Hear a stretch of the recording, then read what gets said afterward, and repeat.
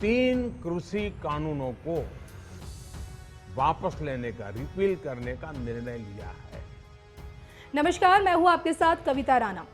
केंद्र सरकार द्वारा लाए गए 3 कृषि कानून के विरोध में किसानों ने अपनी नाराजगी दिखाई। देशव्यापी स्तर पर किसानों ने आंदोलन किया। लगभग देखिए 1 साल तक चले इस किसान आंदोलन ने आखिरकार सरकार को झुकाया और फिर मोदी सरकार ने खुद आगे आकर सबके सामने ये ऐलान कर दिया कि हम कृषि कानून को वापस लेने का ऐलान करते हैं। आज मैं आपको, पूरे देश को ये बताने आया हूं कि हमने 3 कृषि कानूनों को वापस लेने का, रिपील करने का निर्णय लिया है। इस महीने के अंत में शुरू होने जा रहे संसद सत्र में, इसी महीने में, हम तीनों कृषि कानूनों को रिपील करने की संवैधानिक प्रक्रिया को पूरा कर देंगे। साथियों, मैं आज अपने सभी आंदोलनरत किसान साथियों से आग्रह कर रहा हूं, आज गुरु पर्व का पवित्र दिन है। अब आप अपने अपने घर लौटे, अपने खेत में लौटे, अपने परिवार के बीच लौटे। आइए एक नई शुरुआत करते हैं। किसानों ने इसे एक बड़ी जीत के तौर पर देखा। हालांकि देखिए, इस किसान आंदोलन के दौरान कई बार हिंसा भी देखी गई। 26 जनवरी पर दिल्ली के लाल किला और आईटीओ पर जमकर उत्पात मचा था और इसमें कई लोग घायल भी हुए, जबकि देखिए सरकारी संपत्ति का नुकसान भी हुआ था। किसानों ने इसका आरोप सरकार पर लगाया और सरकार ने किसानों पर। अब किसानों की तरफ से सफाई दी गई कि कुछ अराजक तत्वों ने इस तरह की घटनाओं को अंजाम दिया है। खैर, अब इस बीच किसानों को लेकर दिल्ली सरकार ने बड़ा फैसला किया है। जी हां, दिल्ली सरकार ने किसान आंदोलन के दौरान दर्ज 17 मामलों को वापस लेने की अपनी मंजूरी दे दी है। इसमें एक मामला पिछले साल 26 जनवरी को दिल्ली के लाल किले पर हुई हिंसा से भी जुड़ा है। जी हां, दिल्ली पुलिस ने नवंबर 2020 से दिसंबर 2021 के दौरान दर्ज किए गए 54 मामलों में से 17 को वापस लेने का फैसला किया था और इसमें लगभग 200-300 प्रदर्शनकारियों और 25 ट्रैक्टरों के लोहारियों गेट के जरिए लाल किले पहुंचने का मामला भी शामिल है और जिसके चलते टिकट काउंटरों और सुरक्षा जांच उपकरणों को नुकसान हुआ था। और इसके अलावा 150 से 175 ट्रैक्टरों पर सवार होकर उत्तर प्रदेश के लोनी से दिल्ली में प्रवेश करने वाले किसानों के खिलाफ उत्तर पूर्वी दिल्ली के ज्योति नगर पुलिस थाने में एक मामला दर्ज किया गया था। आरोप है कि उन किसानों ने पुलिस कर्मियों के काम में बाधा डाली और उन पर हमला भी किया और कुछ किसानों पर कोरोना नियमों का उल्लंघन करने का आरोप भी लगा था।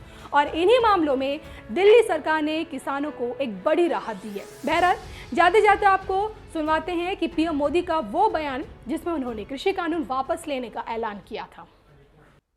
देश के हित में, गांव गरीब के उज्जवल भविष्य के लिए पूरी सत्यनिष्ठा से, किसानों के प्रति पूर्ण समर्पण भाव से, नेक नियत से ये कानून लेकर आई थी। लेकिन इतनी पवित्र बात, पूर्ण रूप से शुद्ध किसानों के हित की बात, हम अपने प्रयासों के बावजूद कुछ किसानों को समझा नहीं पाए। भले ही किसानों का एक वर्ग ही विरोध कर रहा था, लेकिन फिर भी ये हमारे लिए महत्वपूर्ण था। कृषि अर्थशास्त्रियों ने, वैज्ञानिकों ने, प्रगतिशील किसानों ने भी उन्हें कृषि कानूनों के महत्व को समझाने का भरपूर प्रयास भी किया।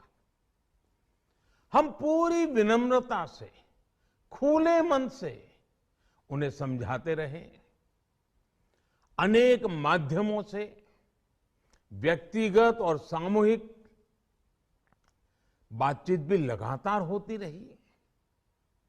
हमने किसानों की बातों को, उनके तर्क को समझने में भी कोई कोर कसर बाकी नहीं छोड़ी।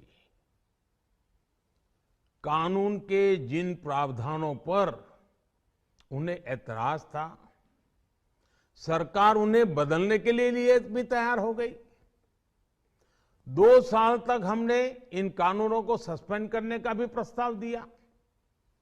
इसी दौरान ये विषय माननीय सर्वोच्च न्यायालय के पास भी चला गया। ये सारी बातें देश के सामने है, इसलिए मैं इनके अधिक विस्तार में नहीं जाऊंगा। साथियों, मैं आज देशवासियों से क्षमा मांगते हुए सच्चे मन से और पवित्र हृदय से कहना चाहता हूं कि शायद हमारी तपस्या में ही कोई कमी रही होगी, जिसके कारण दिए के प्रकाश जैसा सत्य कुछ किसान भाइयों को हम समझा नहीं पाए। आज गुरु नानक देव जी का पवित्र प्रकाश पर्व है। ये समय किसी को भी दोष देने का नहीं है। आज मैं आपको, पूरे देश को ये बताने आया हूं कि हमने 3 कृषि कानूनों को वापस लेने का, रिपील करने का निर्णय लिया है। इस महीने के अंत में शुरू होने जा रहे संसद सत्र में, इसी महीने में हम 3 कृषि कानूनों को रिपील करने की संवैधानिक प्रक्रिया को पूरा कर देंगे। साथियों, मैं आज अपने सभी आंदोलनरत किसान साथियों से आग्रह कर रहा हूं, आज गुरु पर्व का पवित्र दिन है। अब आप अपने अपने घर लौटे, अपने खेत में लौटे, अपने परिवार के बीच लौटे। आइए एक नई शुरुआत करते हैं।